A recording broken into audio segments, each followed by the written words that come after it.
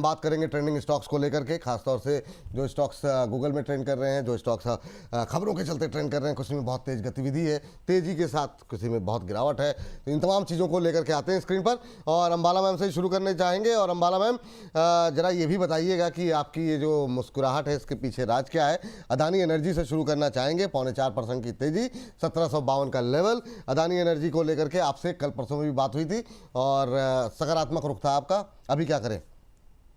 Hold करके बैठ जाइए, लेकिन इतना ऊपर मत खरीदिए कि आपका रिस्क रिवॉर्ड खराब होता जाए। और मैं सिर्फ एक ही जब शो में हूं तो मैं कुछ ही रीजन से हंसती हूँ, और वो एक ही, कुछ रीजन भी एक ही है। अगर टारगेट्स हो रहे होते हैं तो वो स्माइल मेरे चेहरे पर दिख जाती है। तो इन बिटवीन हम लोग ऐसे, मतलब सेंसेक्स में अभी ट्रेड दिया था, मतलब सब लोग अपनी अपनी कमेंट्री दे रहे थे। तो सेंसेक्स में 807 एक ट्रेड दिया था, उसका टारगेट आ गया, तो बस वही मुस्कुरा गई थी कि ठीक है, मूवमेंट सही दिशा में जा रहा है। आज का दिन लार्ज कैप्स का है, तो वही चीज को फोकस में रख के काम करें। फिलहाल Adani energy solutions 1754 current price पर भी एक बार और मौका है। आपका स्टॉप लॉस जरूर ध्यान में रखिए, अगर आप खरीदना चाहते हैं तो खरीद लीजिए। इसके बाद शायद ये मौका आपको दोबारा इतने छोटे रिस्क पर नहीं मिलेगा। So this is 17th of July. इसके बाद अगर 1800 के ऊपर निकल गया तो रिस्क रिवॉर्ड खराब होगा, इसलिए इसके बाद मैं रिकमेंड नहीं करूंगी। तो अगर आज आपको इसमें बाय लेना है, ओके, आपका स्टॉप लॉस बैठता है 1540, क्लोजिंग बेस्ड स्टॉप लॉस रखिएगा। अब टारगेट रिवाइज करने पड़ेंगे क्योंकि एंट्री अलग है, 100 रुपए ऊपर आ गया अभी। और तो पहला टारगेट आपका यहाँ पर बैठता है 1880, 1880 का। दूसरा 2000, और इसके बाद आपकी मर्जी, अगर आप होल्ड कर जाए तो 2500 के लिए इन्वेस्टमेंट कैटेगरी स्टॉक है। तो दोनों कुछ भी है, आपका स्टॉप लॉस सेम रहेगा। इसके साथ एक स्टॉक, हाँ, इसके अलावा एक स्टॉक जी, M&M। ऑटो में, ऑटो इंडस्ट्री में अभी भी मूवमेंट है। जिनको लग रहा है कि बहुत सारे स्टॉक मिस हो गए, सब कुछ मिस नहीं हुआ है अभी। जी जी। तो आप M&M को देख सकते हैं। M&M 1350, 60 इस रेंज में खरीदा जा सकता है, और अभी वो वही रेंज है। तो इस रेंज में जब आप खरीदारी करें, बेटर होगा आप मिड टर्म इन्वेस्टमेंट कर ले। स्विंग भी करना चाहते हैं तो कम से कम जुलाई तक का करना। स्विंग का टारगेट बनेगा आपका 3350 का। मिड टर्म इन्वेस्टमेंट का टारगेट आपका 3800 का होगा, और 6 महीने से ऊपर के टारगेट से। स्टॉप लॉस दोनों कंडीशन में सेम है, 3000 का क्लोजिंग बेस्ड। तो अच्छा सा स्टॉक लग रहा है ये जो आपने 3350 का पहला टारगेट बताया, उसके लिए क्या टाइम फ्रेम बताया आपने? कम से कम जुलाई। कम से कम जुलाई, हाँ ठीक है, सॉरी मुझसे मिस हो गया ये बात। मैंने, हाँ मैम कंप्लीट कर दूं मैं? हो सके, अगर आप चाहते हैं डेरिवेटिव से कंफर्टेबल अगर आप हैं, इसके ऑप्शंस नेक्स्ट मंथ के, फ्यूचर्स नेक्स्ट मंथ के भी कैरी किए जा सकते हैं। चलिए, ठीक है, इसके ऑप्शन के जरिए भी ट्रेड किया जा सकता है इसमें। लेकिन इन सब के बीच में पहले जरा नजर डाल लेते हैं। 3158 पे चल रहा है, 3000 का स्टॉप लॉस लगाइए। 3350 जुलाई महीने के लिए टारगेट यहाँ पर 3350, 200 रुपये ऊपर के टारगेट करीब करीब निकल के आते हुए 6 महीने का नजरिया लेके चलते हैं तो 3800 रुपये तक के लक्ष्य यहाँ पर देखने को मिल सकते हैं। एक स्टॉप लॉस सजेस्ट किया गया 3000 का, उसका रखेंगे ध्यान M&M पे। इससे पहले अदानी एनर्जी को लेकर के बातचीत हो रही थी। अदानी एनर्जी पे काफ़ी क्वेश्चन भी हैं, तो एक बार जरा उसको भी लेकर के आ जाइए। हाँ, अदानी एनर्जी पे 1750 पे चल रहा है, 1880 फर्स्ट टारगेट और 2000 सेकंड टारगेट। स्टॉप लॉस 2500 का, नहीं सॉरी 1540 का, 1540 का स्टॉप लॉस, 1540 का स्टॉप लॉस, 1880, 2000, 2500 के टारगेट दिए गए थे। लेकिन 1540 का स्टॉप लॉस लगाइए। अभी फिलहाल के 3.5% ऊपर अच्छा मोमेंटम यहाँ पर देखने को मिल रहा है। चलिए आगे बढ़ते हैं और चलते हैं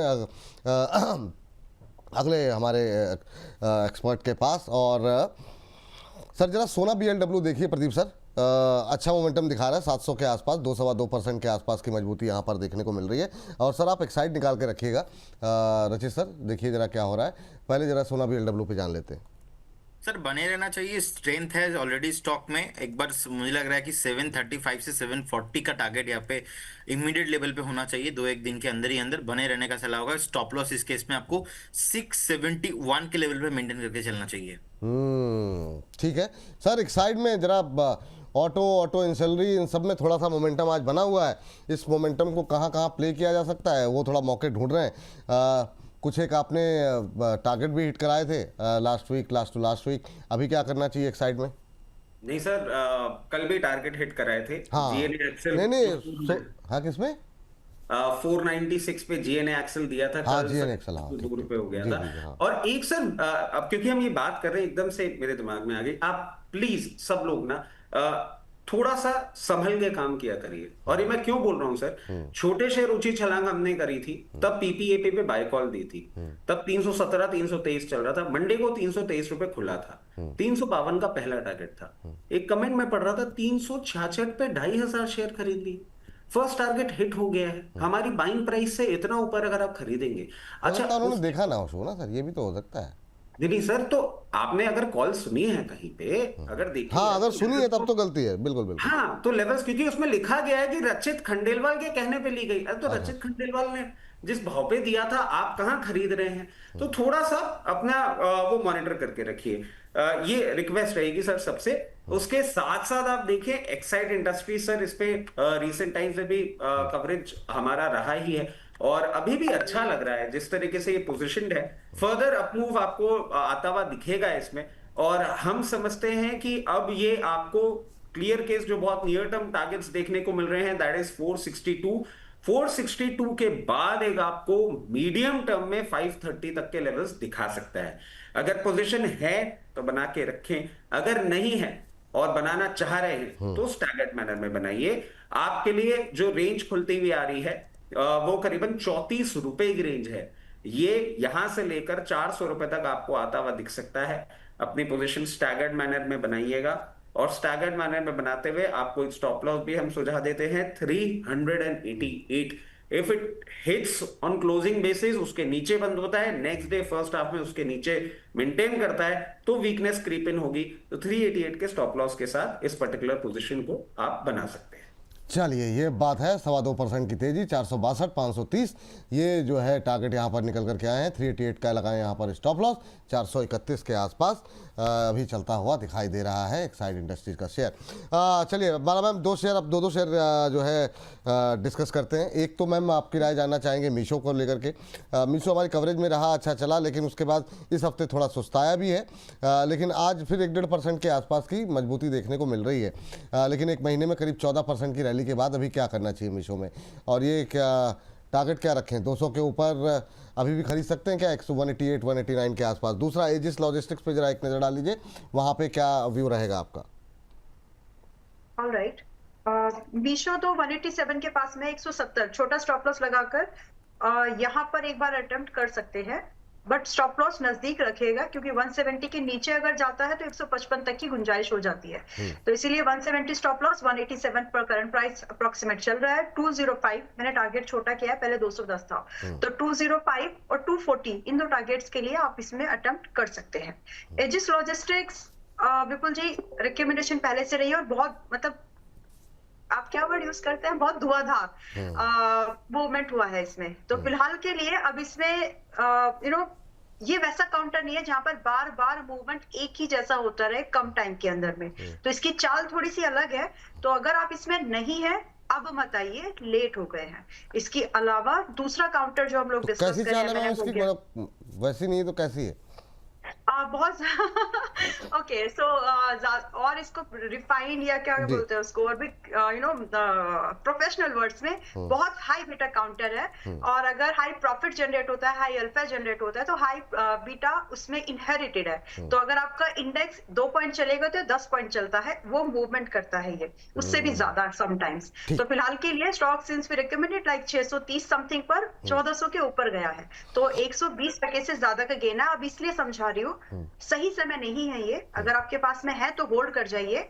और इसके अलावा कोई दूसरा लो रिस्क पर काउंटर मिलेगा तो मैं शेयर कर दूंगी। M&M मिला, शेयर कर दिया, इसमें नई पोजीशन नहीं बनानी चाहिए, रिस्की हो जाएगा। चलिए ठीक है, ये बात निकल करके आई है। जियो फाइनेंशियल पे जरा बातचीत कर लेते हैं। 246 के आसपास ट्रेड करता हुआ, और JNK बैंक लगातार हमारी कवरेज में रहा है छोटे शेयर पे, इस पे भी जरा बातचीत कर लेते हैं। इन दोनों पे व्यू जानना चाहेंगे प्रदीप सर आपसे। देखिए रिलायंस के नतीजों से पहले जियो फाइनेंशियल में तेजी आ रही है, क्या व्यू सर आपका JNK और जियो फाइनेंशियल दोनों पे, आपकी राय? देखिए JNK के लिए थोड़ा मुश्किल है, क्योंकि रिसेंटली सडनली मूव आ गया था एक बहुत बढ़िया। मुझे लग रहा है कि थोड़ा बहुत आपको यहाँ पे 1-2 दिन 4 दिन तक कंसोलिडेशन करते हुए दिखाई देंगे, लेकिन ओवरऑल नेक्स्ट 4-6 महीने का व्यू पॉजिटिव रहेगा। 235 240 तक जाने का पॉसिबिलिटीज है, लेकिन 1-2 दिन 3 दिन का व्यू इसमें नहीं रहेगा। जियो फाइनेंशियल सर्विस बहुत बढ़िया अभी भी वैल्यू जोन में है। अब देखेंगे जो जोमेटो है एंड जियो है, दोनों का चार्ट पैटर्न रिसेंटली दोनों ही 200 ब्रेक नहीं किया, अब दोनों का ही सेम सपोर्ट जोन है 215 220 के आसपास। जियो फाइनेंशियल सर्विस भी मुझे लगता है कि विपुल जी स्टॉक आपको एक बार ऑल टाइम हाई आते हुए दिखाई देंगे 290 330। अगर किसी को भी यहाँ पे बाय करना है so you have to very clear about that कि भाई एटलीस्ट आपको यहाँ पे 198 195 के लेवल पे 195 ही स्टॉप लॉस मान के चलिए आप यहाँ पे। अबे मतलब खोने के लिए 45 50 रुपीज मिलने पे आपको यहाँ पे ऑल टाइम हाई के लिए प्ले करना है, जो कि आपको रिसेंट जो हाई लगा के आया था ऑलमोस्ट 350 360 एंड अबव। सो मुझे लगता है कि वहां तक जाने का पोटेंशियल है। रिजल्ट अच्छा आया है और बेस भी अच्छा बन रहा है, बने रहना चाहिए। बाय फ्रेश भी बाय करके जा सकते हैं हम। अच्छा, जियो फाइनेंशियल में अभी भी खरीदारी करके जा सकते हैं। टारगेट क्या बताया सर आपने? देखिए 290 उसके बाद एक ऑल टाइम हाई, मैं इसमें या 195 का स्टॉप लॉस लेके ऑल टाइम हाई के लिए मैं प्ले करना पसंद करूंगा। ये बात जियो फाइनेंशियल को लेकर के निकल करके आई है, लेकिन जिस तरीके से अभी हमने बातचीत की जियो फाइनेंशियल को लेकर के और JNK बैंक को लेकर के 246 के आसपास चल रहा है, 4% की तेजी यहाँ पर जियो फाइनेंशियल। टारगेट एक बार फिर से बता दीजिए सर जरा, हमारी टीम को जरा।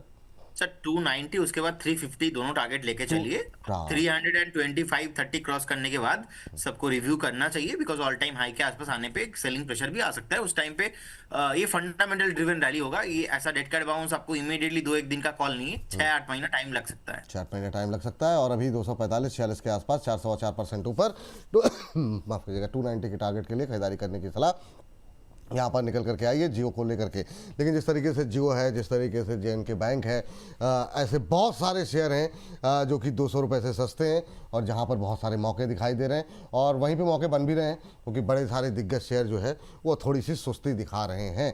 इसी तरह के कुछ और शेयरों को लेकर के हम कल दोपहर 2 बजे आ रहे हैं आपसे मिलने के लिए, हर बार की तरह छोटे शेयर ऊँची छलांग लेकर के। इसी थम के साथ कल होगी दोपहर 2 बजे मुलाकात।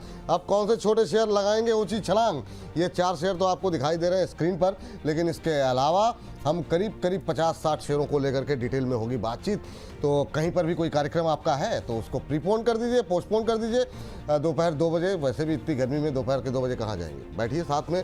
और अंबाला जी रहेंगी, रचित जी रहेंगे, सब लोग अपना वीकेंड जो है आप लोगों के साथ मनाने को तैयार हैं। तो आप भी अपना वीकेंड हमारे साथ ही बनाइए।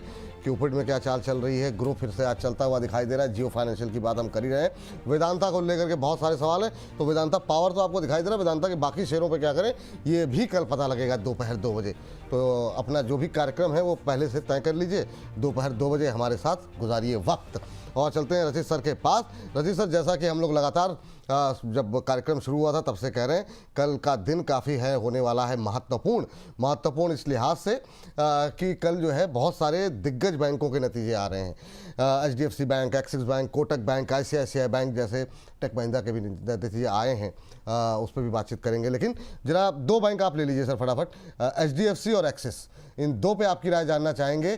क्या व्यू है अभी करंट लेवल पे, क्या कर सकते हैं? HDFC बैंक को लेकर के बहुत सारी आशंकाएं, चिंताएं लोगों के मन में रही हैं। अब क्या नतीजों के पहले आज पोजीशन लेकर के जा सकते हैं सोमवार के लिए, अगले हफ्ते के लिए?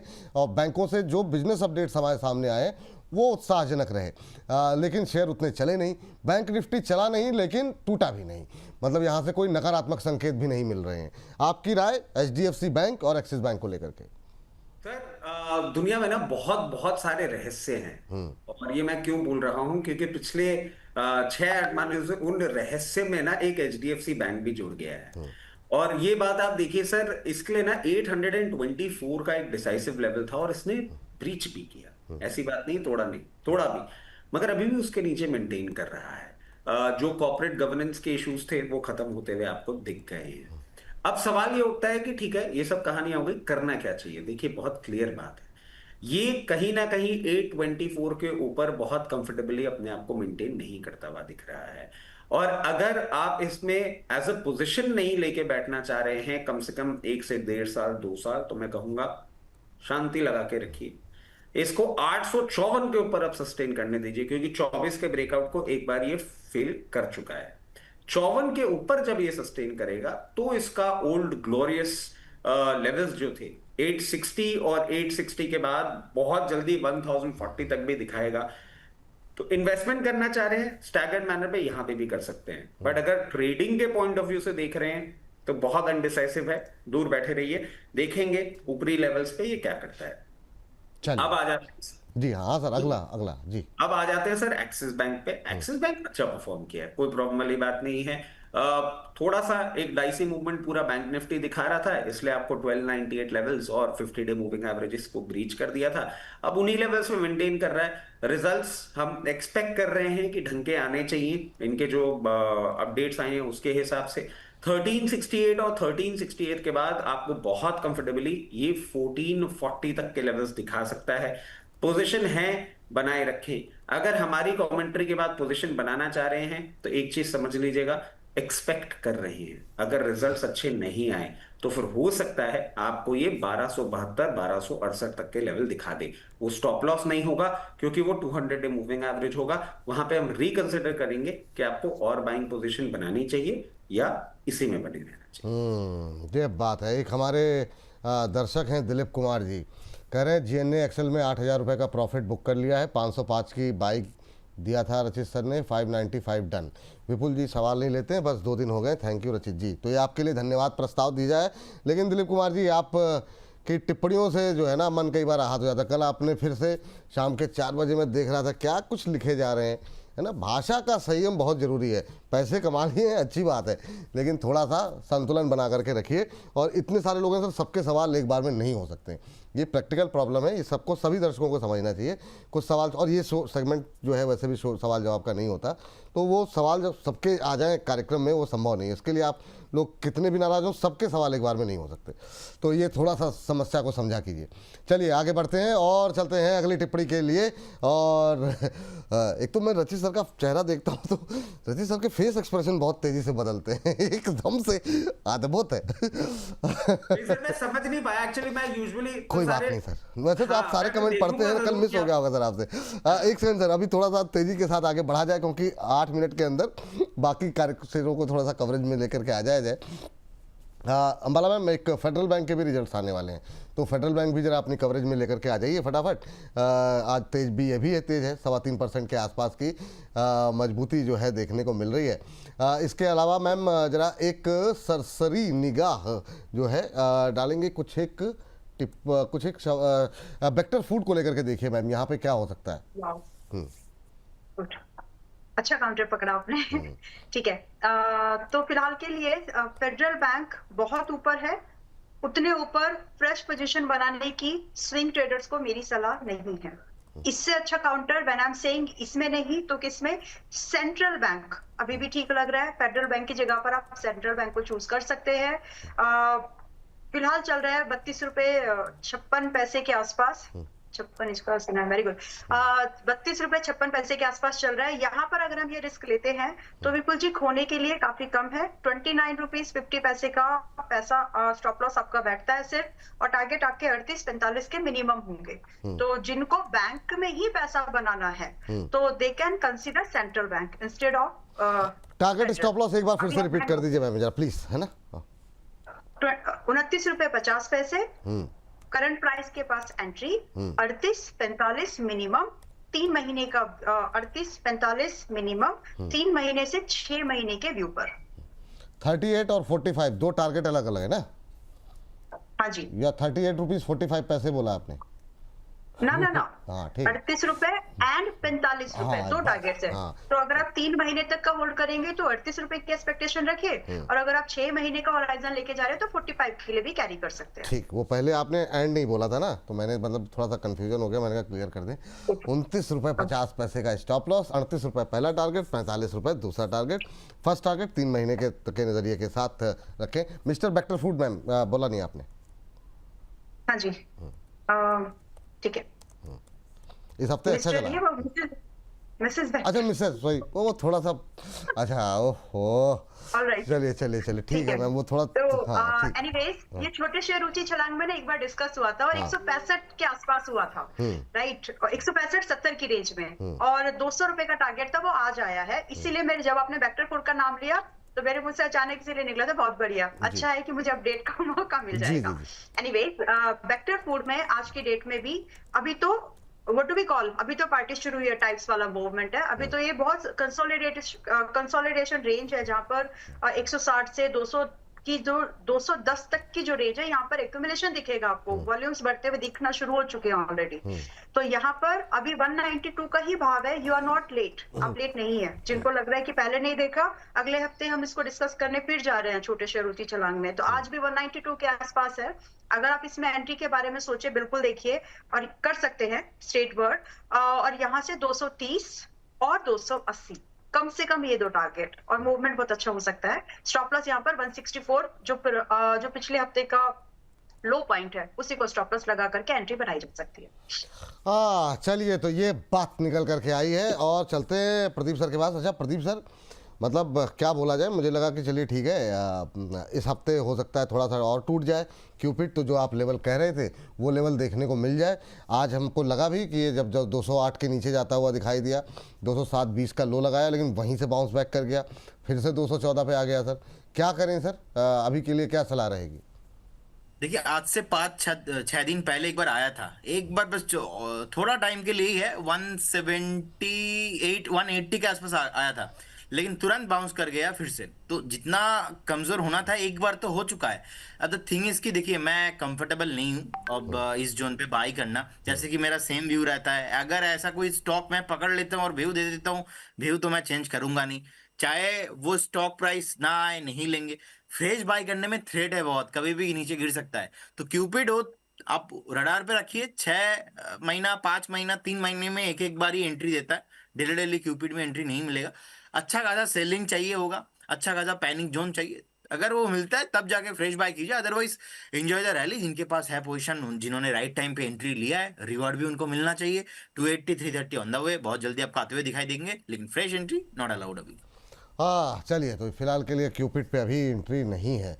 लेकिन सर ये मतलब फिर अब लोग फिर ये कहेंगे कि मतलब अब ये फिर से 250-300 हो गया, तो लोग कहेंगे मतलब मना कर रहे थे, मना कर। सर लोगों को कहने दीजिए, क्या लोगों का काम है कहना, लोग तो कहते रहेंगे, अपने को कुछ लेना देना उसमें है नहीं। अब द थिंग इज कि अगर लोगों को मैं यहाँ पे एंट्री ना करा के 280 हो गया तो शाबाशी देंगे वो लोग जिन लोगों के पास है। हाँ, कुछ नाराजी हो सकता है उन लोगों का जो लोग एंट्री नहीं लिए ना, लेकिन वो गाली नहीं खा सकते ना, वो उल्टा सीधा काम नहीं कर सकते कि इधर बाई देंगे, कल को अगर 165 हो गया और जहां पे मुझे ओवर वैल्यूएशन लग रहा है, हाँ, वो नहीं काम कर सकते। जैसे कि एक स्टॉक मैंने आपको एग्रेसिवली बता दिया था, बहुत कम बताता हूं मैं ऐसे स्टॉक, पारस डिफेंस 1330 में बता दिया सर, पारस डिफेंस नहीं खरीदेंगे। दुनिया कुछ भी इधर से उधर हो जाए, जब तक ये 1050 अपना 1100 के आसपास नहीं आ जाता, मेरा व्यू चेंज होगा ही नहीं।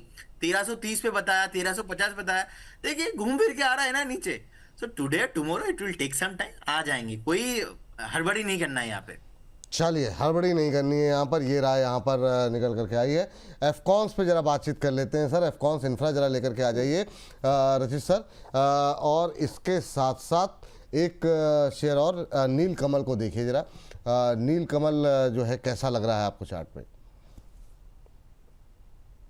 सर थोड़ी सी आवाज़ दे दीजिए, बोलते बहुत अच्छा है आप जी।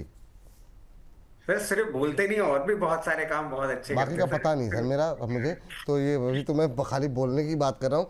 आप जी सर बताइए।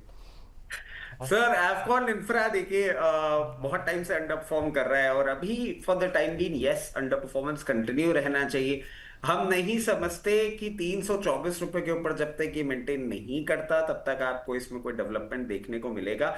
अभी it's a clear case avoid, और ये सब जो मूवमेंट आपको देखने को मिल रहे हैं, ये वॉल्यूम बेस्ड मूवमेंट आपको पहले भी देखने को मिले थे।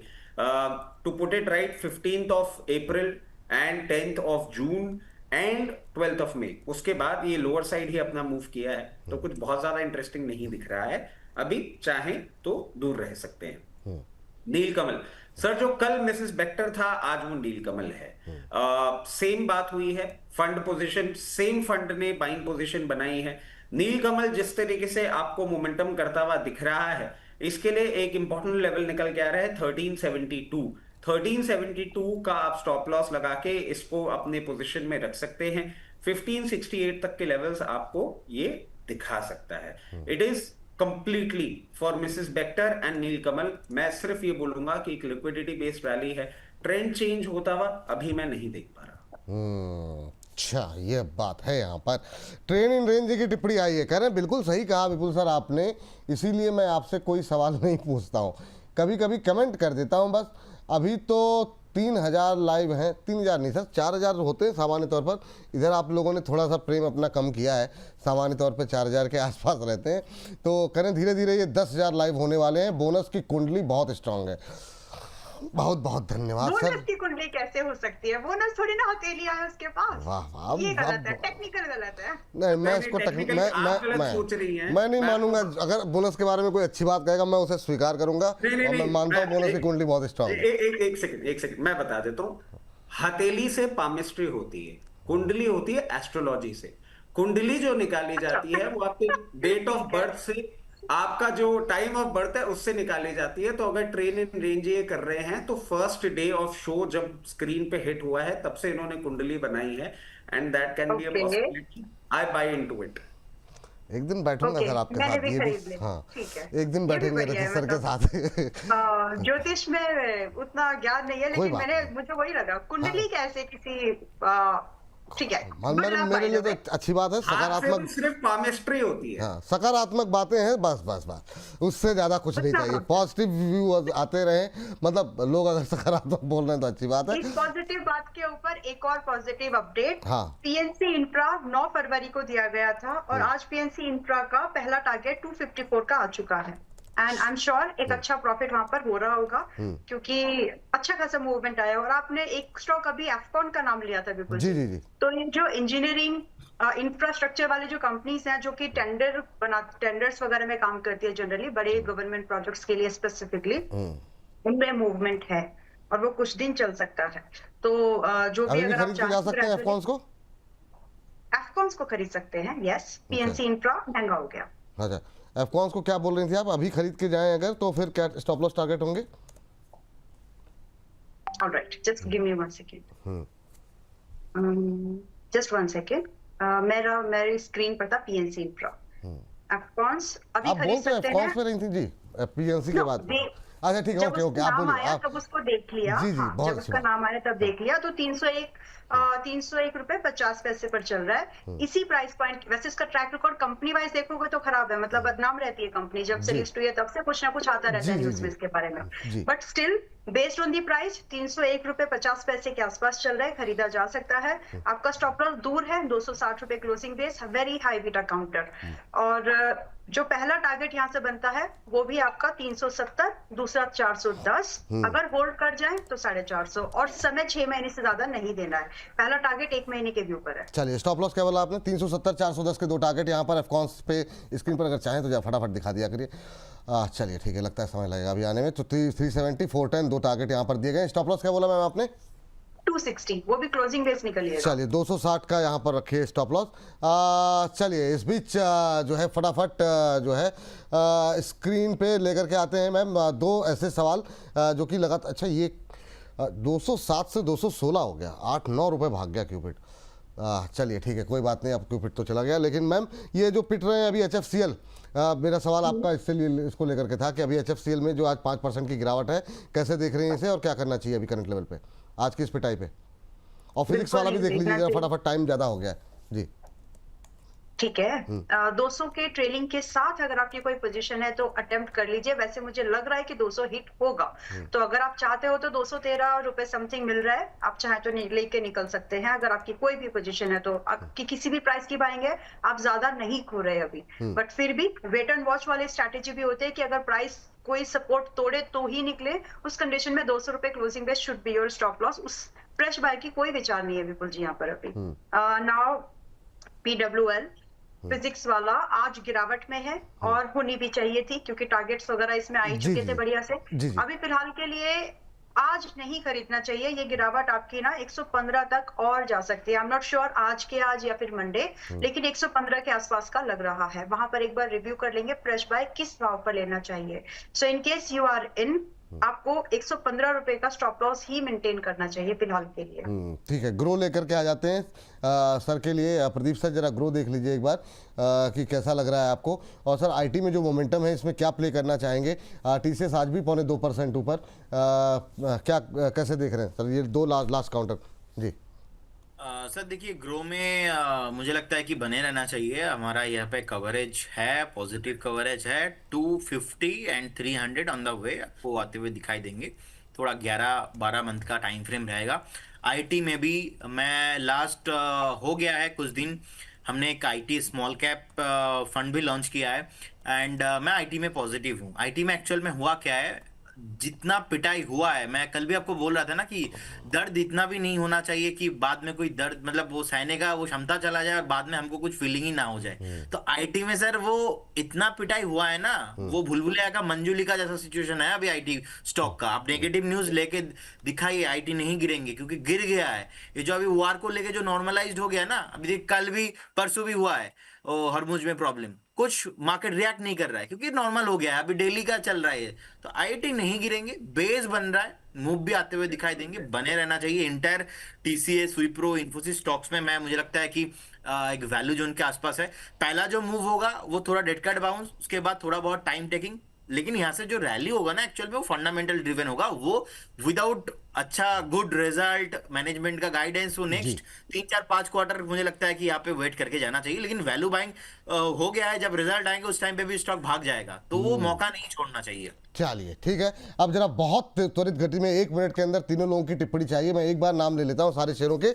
अगले हफ्ते में आपको कहां पे ज़्यादा उम्मीदें दिखाई दे रही हैं? रजिस्टर, अंबाला मैम और प्रदीप सर। अदानी एनर्जी, एमएनएम, Sona BLW, Exide, Meesho, Aegis logistics, Jio financial, J and K bank, HDFC bank, Axis bank, federal bank, central bank, Mrs Bector foods, Cupid, Afcons infra, HFCL, Nilkamal, physics wala, Groww, TCS, इनमें कहाँ ज़्यादा उम्मीदें दिखाई दे रही हैं अगले हफ्ते के लिए? अंबाला मैम आपसे शुरू। जियो फाइनेंशियल, वेक्टर फूड्स, सोना बीएलडब्ल्यू, एमएनएम, ये 4 स्टॉक्स। चलिए ठीक है, थैंक यू। प्रदीप सर आपकी टिप्पणी? जियो फाइनेंस कंफर्ट जोन में है, यहाँ से आपको ऑल टाइम हाई आते हुए दिखाई देंगे। नेक्स्ट वीक में पॉसिबल नहीं होगा, नेक्स्ट कुछ क्वार्टर्स के लिए आप बाय करके जा सकते हैं। नेक्स्ट क्वार्टर के लिए जियो फाइनेंशियल सबसे ज़्यादा मजबूत दिखाई दे रहा है। सर आपको? सर एक्सिस बैंक से टीसीएस। चलिए, तो एक्सिस बैंक और टीसीएस यहाँ पे रखेंगे नज़र। तो ये कुछ एक शेयर है जहाँ पे आप लोगों को नज़र रखनी चाहिए। अभी के लिए सेगमेंट को यहीं पे करेंगे समाप्त।